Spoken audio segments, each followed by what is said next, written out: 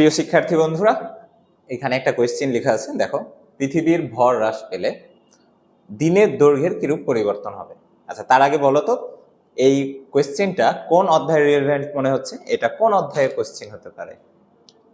কি মহাকর্ষ অভিকর্ষ, নাকি পর্যায়বৃত্ত গতি, নাকি কোনটা, নিউটনিয়ান বলবিদ্যা নাকি গতি?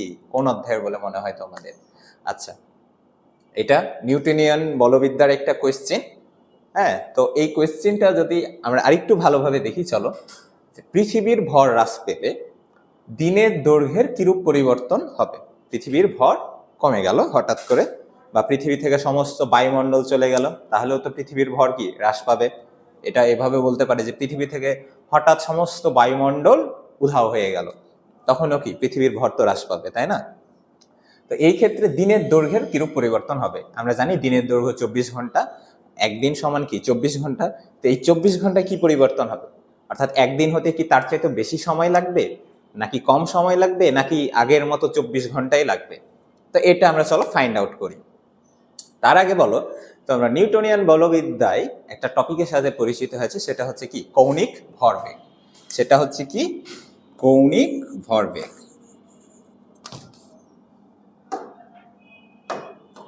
সেটাকে আমরা কি বলছি? কৌণিক ভরবেগ।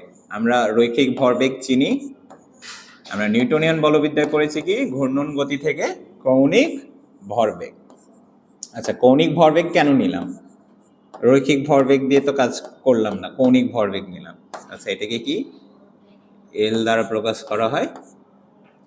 আচ্ছা, আর এল সমান আমরা কি জানি? এম ভি আর, তাই না?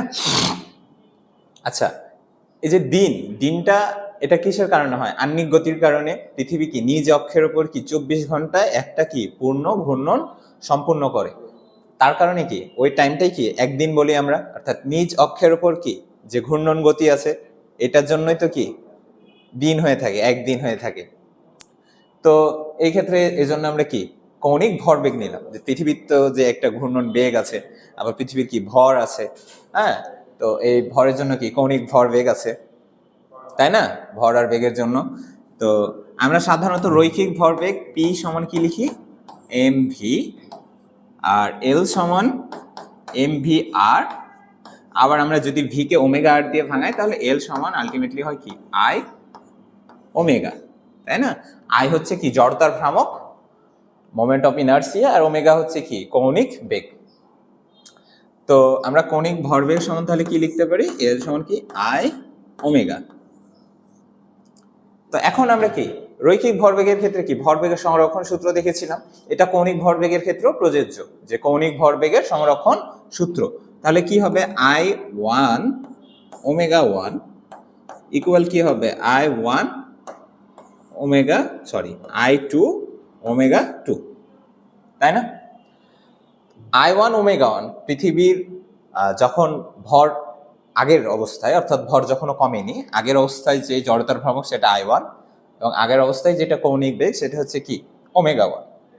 আর আই টু হচ্ছে ভর কমে যাওয়ার পর যে জড়তার ভ্রামক আই টু, আর ওমেগা টু হচ্ছে পরে যে কৌণিক বেগটা, ভর কমে যাওয়ার পর যে কৌণিক বেগটা। আচ্ছা, আই সমান আমরা কি জানি?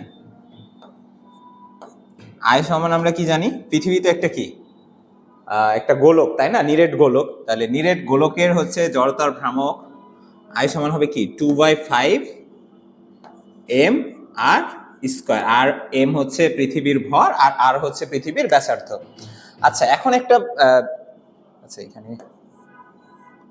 এখন বলো যে পৃথিবীর ভর কমে গেলে পরে কি জড়তার ভ্রামকটা কমে যাবে না? আই টু এর মানটা কমে যাবে। আই ওয়ান তো আগের অবস্থায়, তো এখানে তো ভর বেশি ছিল, আই টু ভর কমে গেছে, তাহলে জড়তার ভ্রামকটাও কি কমে গেছে। তো এই জড়তার ভ্রামকটা যদি কমে যায়, তো এইটাকে কনস্ট্যান্ট রাখার জন্য কি ওমেগাটা বেড়ে যাবে, পৃথিবীর কৌণিক বেগটা তখন কি বেড়ে যাবে। যেহেতু কি কৌণিক ভরবেগের সংরক্ষণ সূত্র অনুসারে কি কৌণিক ভরবেগটা কি কনস্ট্যান্ট রাখা লাগবে। তো এখানে জড়তার ভ্রামক কমে গেলে কি কৌণিক বেগটা বেড়ে যাবে, ওমেগাটা কি বেড়ে যাবে। এখন পর্যায়কালের সাথে ওমেগার একটা সম্পর্ক আছে। আমরা জানি কি ওমেগা সমান হচ্ছে কি 2π/t। এখন এই যে ওমেগা কখন বাড়ে বলো? ওমেগা তখনই বাড়ে যখন পর্যায়কালটা কি কমে যায়। তাহলে পৃথিবীর ক্ষেত্রে এই যে ভর কমে যাওয়ার পর যে কৌণিক বেগটা বৃদ্ধি পেয়েছে, এটা কেন? তার কারণ হচ্ছে যে পর্যায়কালটা কি হ্রাস পেয়েছে। আচ্ছা, পর্যায়কাল হ্রাস পাওয়া মানে কি? পর্যায়কাল মানে কি? সম্পূর্ণ ঘূর্ণন দিতে যে সময়টা লাগে। তাহলে পর্যায়কাল যদি হ্রাস পায় তাহলে দিনের দৈর্ঘ্য কি হবে? কমে যাবে, হ্রাস পাবে। অর্থাৎ পৃথিবীর ভর কমে গেলে দিনের দৈর্ঘ্য 24 ঘন্টার চাইতে কি কম হবে। তো সবাইকে ধন্যবাদ। আল্লাহ হাফেজ। শেষে